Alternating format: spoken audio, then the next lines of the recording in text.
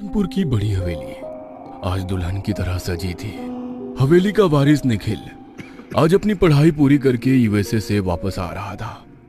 उसकी बड़ी मां कल्याणी देवी हवेली के गुप्त कमरे में घूप अंधेरा कर मोमबत्ती की रोशनी में पूजा को अंजाम दे रही थी।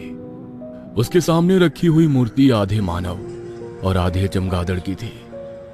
अब बस मेरे इंतजार का फल पूरा होने वाला है। जैसे ही निखिल इस घर में आएगा, कुछ दिनों के बाद उसकी शादी अपनी पसंद की लड़की से करके उसकी कोख से जन्म लेने वाला पहला बच्चा आपको अर्पित करूंगी। बस कुछ दिन और। कहते हुए वो जोर जोर से हंसने लगी। तभी व्हीलचेयर पर बैठा लगभग 25 वर्षीय युवक ने उस कमरे का दरवाजा खटखटाया। रोहन, ये तुम हो, है ना? तुम्हें पता है ना, हमारी पूजा के बीच हमें विघ्न पसंद नहीं है। क्यों आए हो? माँ, वो निखिल आ गया। जैसे ही कल्याणी के कानों में यह खबर मिली कि निखिल आ चुका है, वह तुरंत अपनी पूजा को छोड़कर वहां से उठ खड़ी हुई और दरवाजे पर खड़े अपने बेटे को अनदेखा कर निखिल से मिलने के लिए बेताब थी। अपनी माँ को इतना बेताब देखकर रोहन जल भून गया।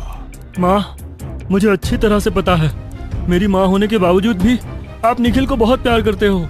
मगर जब मुझे आपकी जरूरत थी, आपने अपना पूरा समय निखिल को दिया। आज भी निखिल के सामने आप मुझे अनदेखा कर रही हो। मैं बदला लूंगा। हाँ। खुद से बातें करते हुए उसने जैसे उस कमरे के अंदर देखा, उस कमरे के अंदर रखी हुई मूर्ति की आंखें लाल रोशनी में चमक रही थी। मूर्ति में से आवाज आई, रोहन इधर आओ। रोहन सम्मोहित होकर उस कमरे के भीतर दाखिल हो गया। दूसरी तरफ जैसे ही कल्याणी देवी निखिल का स्वागत करने के लिए दरवाजे पर पहुंची, गुस्से में उनका चेहरा लाल हो गया, क्योंकि निखिल अकेला नहीं आया था, उसके साथ उसकी सहेली त्रिशा भी थी। ये लड़की कौन है और तुम्हारे साथ यहाँ क्या कर रही है? सरप्राइज बड़ी माँ, ये त्रिशा है, इस घर की बहू, आपकी बहू। स्वागत नहीं करोगे इसका? ये क्या कह रहे तू? तूने शादी कर ली? तुझे पता है ना जायसवाल खानदान और उसकी रस्मों के बारे में? ये बाहरी लड़की उन रस्मों को नहीं निभा पाएगी। आप सही कह रहे हो बड़ी माँ, मगर अभी इसे कोई नहीं बदल सकता। यही जायसवाल खानदान की बहू है। ये नहीं हो सकता, नहीं हो सकता, ये नहीं। कहते हुए वो पीछे हट रही थी। तभी रोहन व्हीलचेयर पर बैठा हुआ वहां पर आ गया और उसका हाथ पकड़कर बोला, दैट्स नॉट फेयर माँ।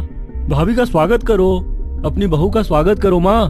तुम तो बरसों से निखिल की शादी का इंतजार कर रही थी, अब जब उसकी शादी हो गई है तो क्यों पीछे हट रही हो? कहते हुए उसके चेहरे पर रहस्यमय मुस्कुराहट थी।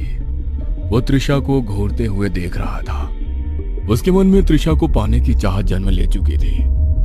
कुछ पल में कल्याणी देवी ने खुद को संभाला और उन्होंने त्रिशा को दरवाजे पर खड़े रहने के लिए कहा और खुद उसके स्वागत की तैयारी करने लगी।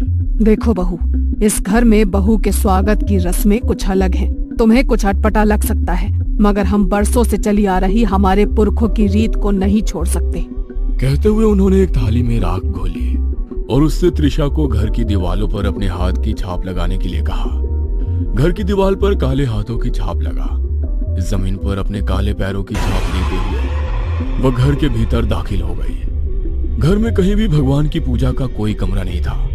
उसे केवल निखिल की माँ पिताजी की तस्वीर की धोख देने के लिए कहा गया।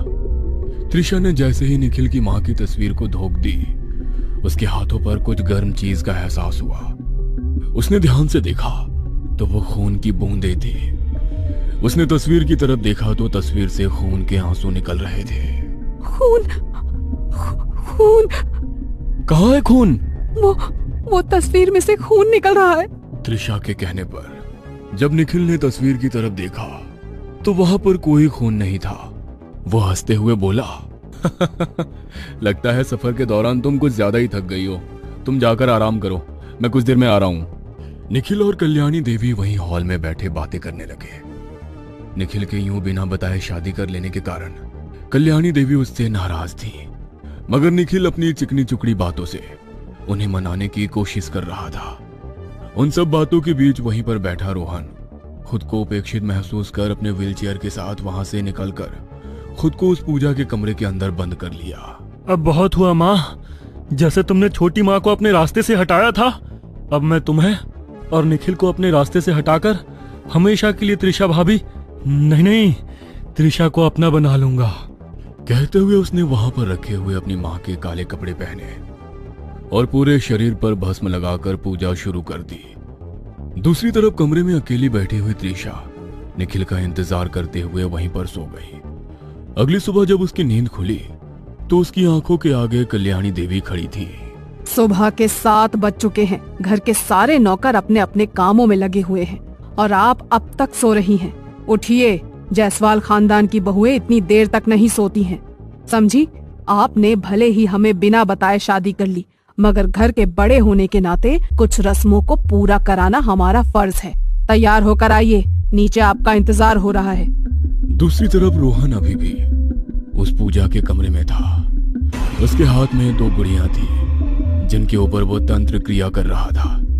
इधर त्रिशा जब नई नवेली दुल्हन की तरह सज धज कर जब नीचे पहुंची तो उसे देखकर कल्याणी देवी नाराज होकर बोली, बहू, कितनी देर लगा दी तुमने तैयार होने में? यहाँ पर सब लोग तुम्हारा इंतजार कर रहे थे।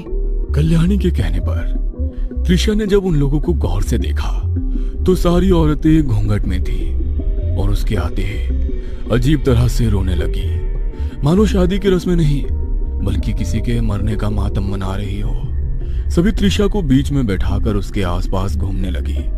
वे कुछ मंत्र पढ़ते हुए उसके ऊपर पानी की छींटे डाल रही थी। कुछ देर के बाद उन लोगों ने त्रिशा के बालों को पकड़ा और उसके बालों का कुछ हिस्सा काट दिया। ये क्या? आप लोगों ने मेरे बाल क्यों तोड़े? जो हो रहा है उसे होने दो, खामोश रहो। उसके बालों को काटकर उन लोगों ने जैसे ही उसके बालों को जलाया, वहां धुआं ही धुआं हो गया। त्रिशा को सांस लेने में भी तकलीफ हो रही थी। कल्याणी देवी ये देख मुस्कुरा रही थी और त्रिशा के बेहोश होने का इंतजार कर रही थी, मगर उसके पहले ही वो खुद खून से नहा गई। पूजा के बीच में विघ्न पड़ने से त्रिशा का सम्मोहन टूट गया। दीदी, क्या हुआ ये? कल्याणी को भी समझ में नहीं आया कि ये क्या हुआ। असल में ये रोहन की पूजा का नतीजा था। रोहन के हाथ में जो गुड़िया थी उसने उसे खून से स्नान कराया था। रोहन उस पूजा के कमरे में अपनी पूजा पूरी होने पर हंस रहा था। वहीं कल्याणी देवी और उसके साथियों के चेहरे पर हवाइयां उड़ी हुई थी। कहीं कोई आप पर भी तो? वो महिला कुछ कहना चाह रही थी मगर अपने सामने त्रिशा को देखकर खामोश हो गई। कल्याणी देवी ने उसे गुस्से से देखा। अब आप लोग जाइए, बची हुई रस्में हम लोग कल पूरी करेंगे। कल्याणी के कहते ही वे सभी औरतें तुरंत वहां से चली गईं। त्रिशा गुस्से में अपने कमरे में पहुंची तो वहां पर निखिल पहले से ही मौजूद था। निखिल को देखते ही त्रिशा का गुस्सा 7वें आसमान पर पहुंच गया। ये सब क्या हो रहा है? क्या रस्मों के बारे में बोल रही हो? हाँ, कैसी रस्में हैं? बस 1-2 और ही रस्में बाकी है, उसके बाद हम दोनों वापस यूएसए चले जाएंगे।